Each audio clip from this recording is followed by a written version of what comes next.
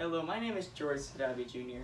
and today I'm going to talk about how gender, ethnicity, and culture influence your communication to others.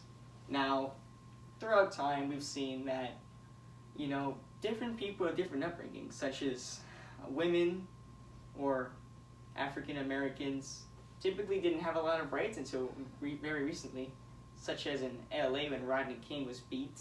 This was the first major upbringing to really acceptance of other cultures, to speak out with Martin Luther King Jr. as well, and gender, such as Rosa Parks and Susan B. Anthony, that were really keen on implementing the fact that women were also capable of doing what a man can do. Now, culture is something that we're all familiar with. It's something that we've always brought up in our lives, whether it be that we accept things such as caste systems of untouchable people like the Indians, or that everyone and anything is equal, like the monks in Nepal, or how Muslims that are under Sharia rule just hate Christians in general. I mean, your culture really depends on it all. But it really does affect communication, even today, as we know it. Why? One major reason is the LGBTQ community. They like to take their culture very seriously. It's as if they themselves deserve more rights than others due to their oppression throughout the years of history, except for the Greeks. But that's besides the point.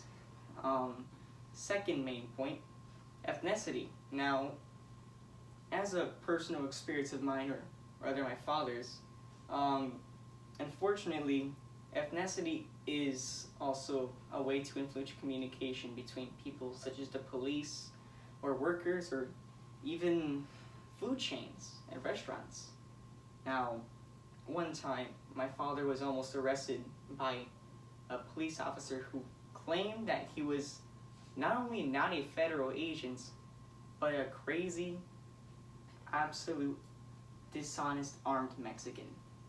Now, after all this giant hubbub, my father was able to convince the station that went down towards the restaurant he was eating with, my grandfather as well, that he was indeed a federal agent and had the paperwork to prove it in his credentials.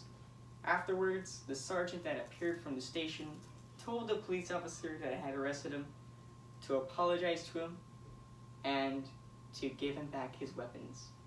Now, that is another main point, but one third main point, which is gender, is, well, even to this day, women, unfortunately, are still oppressed.